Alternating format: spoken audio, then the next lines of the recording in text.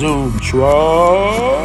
All right, y'all. The title for today's stream is 10 Ways on Teaching You How to Get an L Type of Woman in Thailand. And if you guys watch to the end, I got a special bonus, so make sure you watch to the end. You dig? Now let's get on. Number 1, do not base your choice strictly on looks. I'll give you an example. L, to me, was the finest thing I had seen, right? But it wasn't just that had me choose her as a mate. It was so much more because there's so many women out here. It can get very confusing on what you pick. Go down Soy 6, go down Walking Street, go down Soy Bukai. You will see there are so many people to choose from. So how do you choose the right one, right? So you got to make sure that you don't just go based on looks. That's number 1. That is the first thing, okay? Number 2, give it time. Don't rush into a relationship. Y'all don't understand. I met Elle a year before I even started Zoom to Thailand. So we had already had a relationship. We'd already known each other. We worked out our kinks. Because trust me, we had some things going on getting to know each other. And that's to be expected. But if you don't stand your ground, in my opinion, I could be wrong, but a lot of times women are going to test you. You don't even know you being tested, but you're being tested. They want to know if you're a man. They want to know if you're going to stand up to them. They want to know if they can run you over. They're going to want to know if they can punk you out. This is just female nature all over the world, not just in Thailand. This is just period. We test people. Number 3, pay attention to the red flags.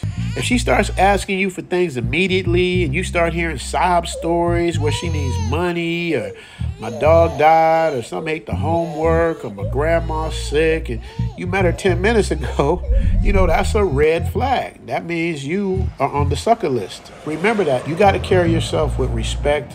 You can't be out there trying to be super fly. You just got to just be a cool, respectful dude. I promise you, that's what you're going to attract. What you put out is what you attract, man. So when you put out bad energy, everybody recognizes that, bro. And nobody wants to be a part of that.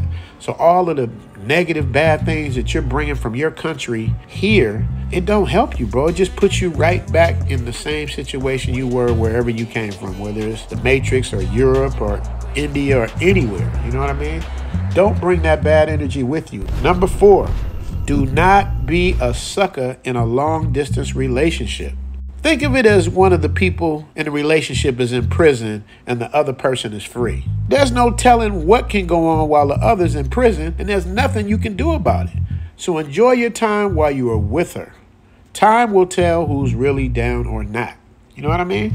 I got a partner who literally he had a 20-year sentence, did 18 and a half years in the feds. His woman waited on him the whole time. Now, I'm not saying what she did in between those 18 and a half years, but I'm saying when he got out, she was there. And that's a sister in the Matrix. Now, it might not have ended up the way everybody wanted it to, but she held him down when she didn't have to. And in fairness to women, would a dude hold a woman down for 18 and a half years while she's locked up? I don't know. You know what I mean? So these are the things that I'm talking about, man. It's consistency and it takes time. And in a long distance relationship, you know, we think because we sending them money that that's going to buy their loyalty. That's not necessarily the case. Some women might be loyal. You know what I mean? Some women might really genuinely like you. Others might have 3 or 4 hustles going on. You know what I mean? Because that's all they know is to hustle. They might have got their heart broke at a young age or whatever, but that's not our problem. Just like when we come here with our bullshit, that's not their problem. You know what I mean? The key is to have a cool reset button and start fresh.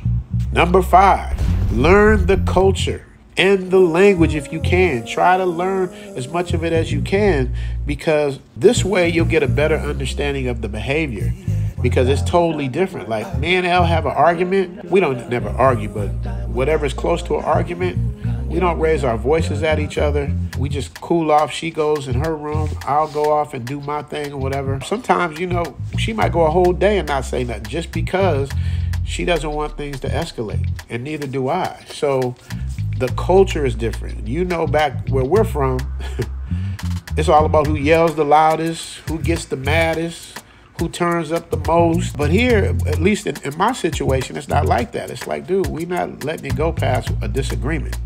And this is how relationships last, but you got to pay attention to the signs. Number 6.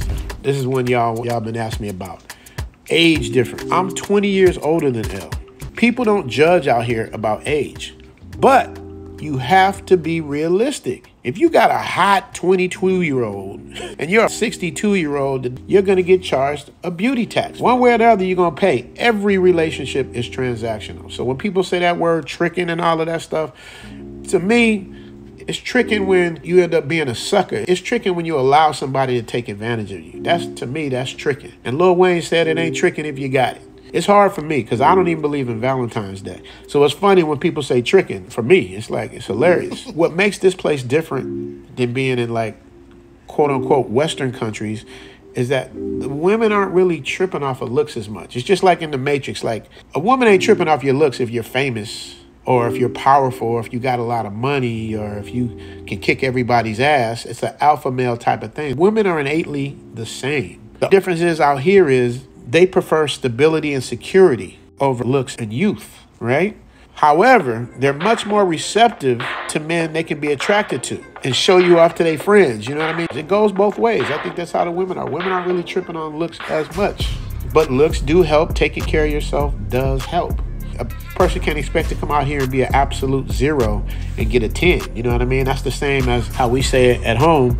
You know, women expecting all of this from a man, 6 feet, 6 figures, 6-pack, and they ain't got shit. Number 7, bar girls.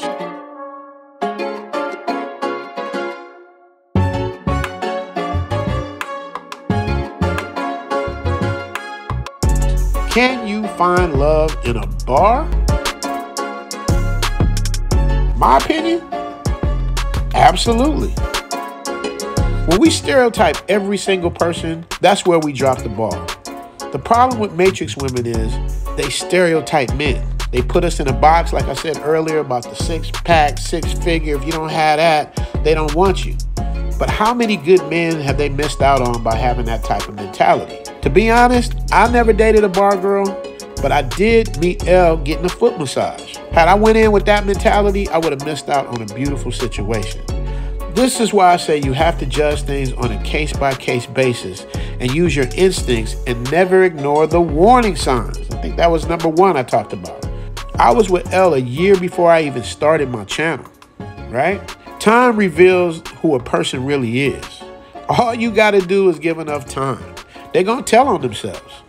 Time is going to expose them or it's going to expose you because you can't hide being you for only so long. You know what I mean? Number 8, how do they look at us?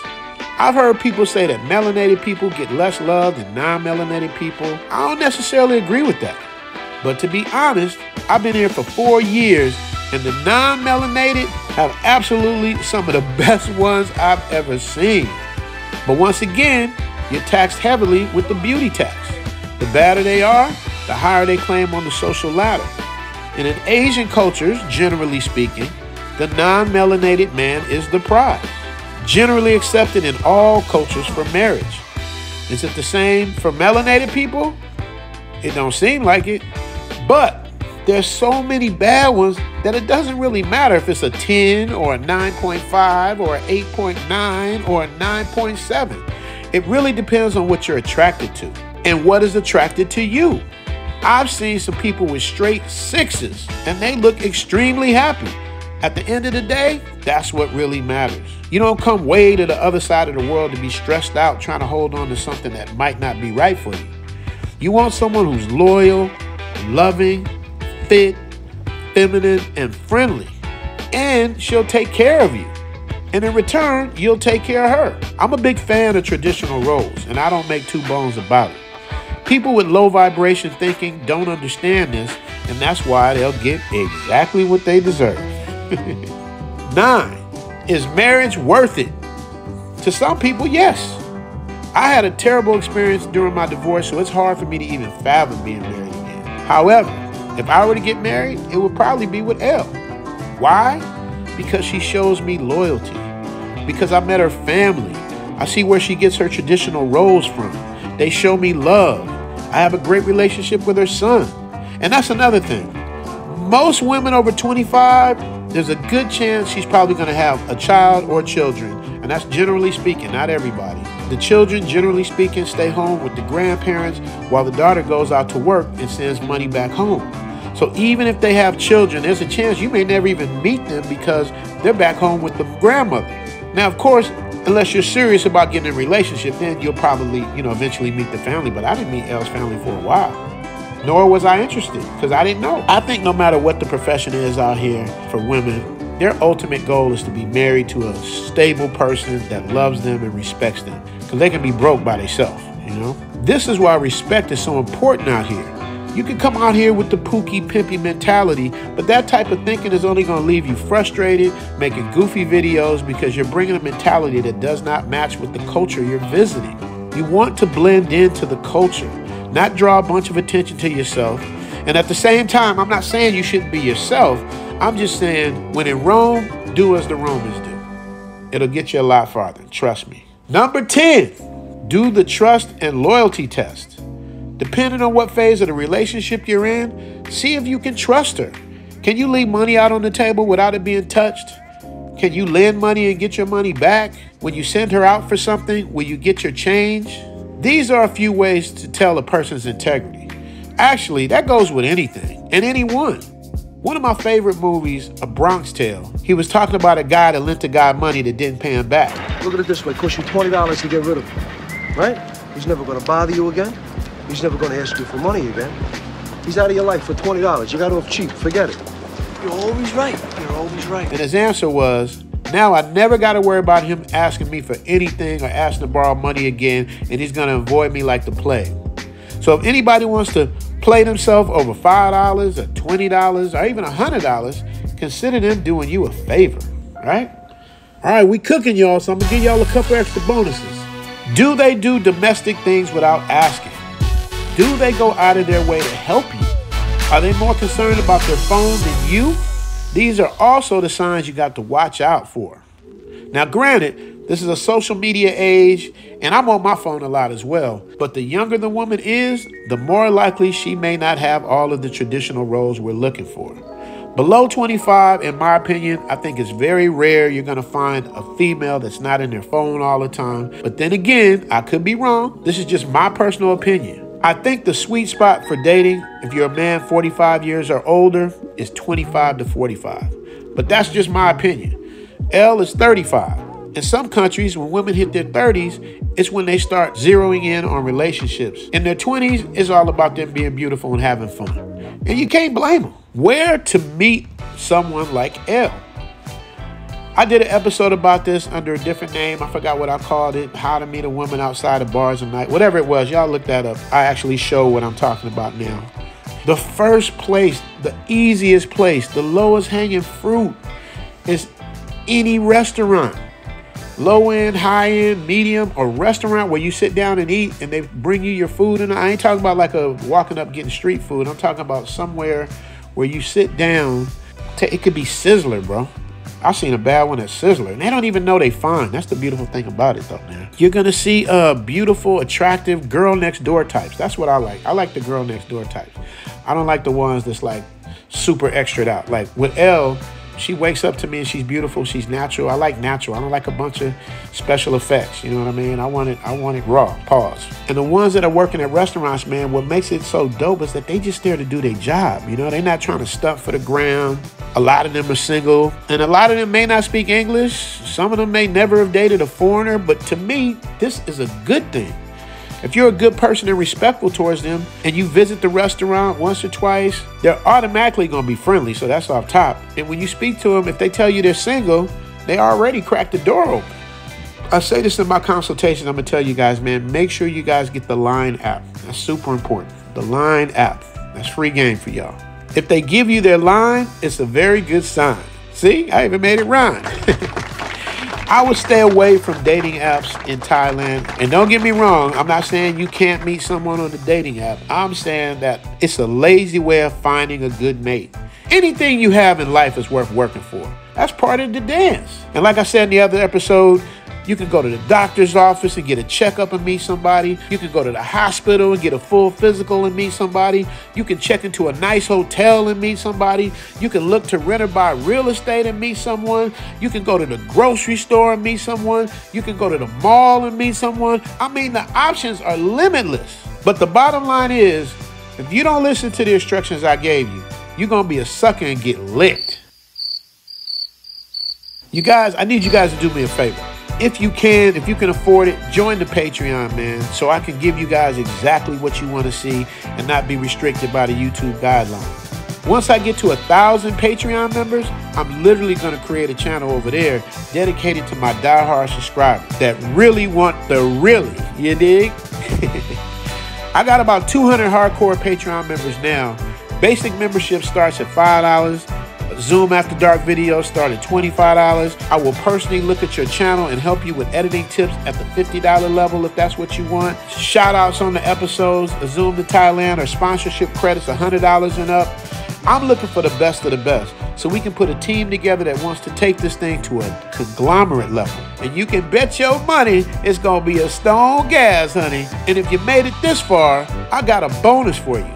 I'm going to knock $50 off my 1-hour consultations. $100 off for Patreon members 3 months or longer. All you have to do is Cash App Zoom to Thailand, $250 for non-Patreon members and $200 for Patreon members. In the subject line, type in "I watched till the end" with your email and phone number. Love to all you guys, man. Thanks for rocking with the Travel OG, and I'll see you on the other side.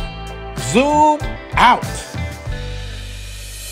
Zoom to Thailand, hope you coming too. Richie Mac, Travel OG with celebrity interviews. Get your passport, let's go. This is what you need for show. Brothers in Thailand and bikini babes at the beach. If you need more, he got it popping. Caddy of the day, we golfing. Really ain't a better option. Time to travel, like, subscribe, and leave a comment. Let's connect. Richie Mac, yeah, we steady vibing. Take a journey, let's get moving, cause we zooming right to Thailand. Hey, Richie Mac, Travel OG, let's go. And if you haven't joined yet, you should also consider joining our Patreon, where I can show you the things I can't show you on YouTube, as well as discounts on merchandise, consultations, throwback DJ mixes are made for you to listen, drive, and work out to. And most important, by joining the Patreon, you'll be able to get in direct contact with the Travel OG. You dig? Memberships start at $5 and you can cancel at any time. Oh yeah, and you might also want to join just to support your boy and keep the movement going. Appreciate y'all. Catch you on the next one.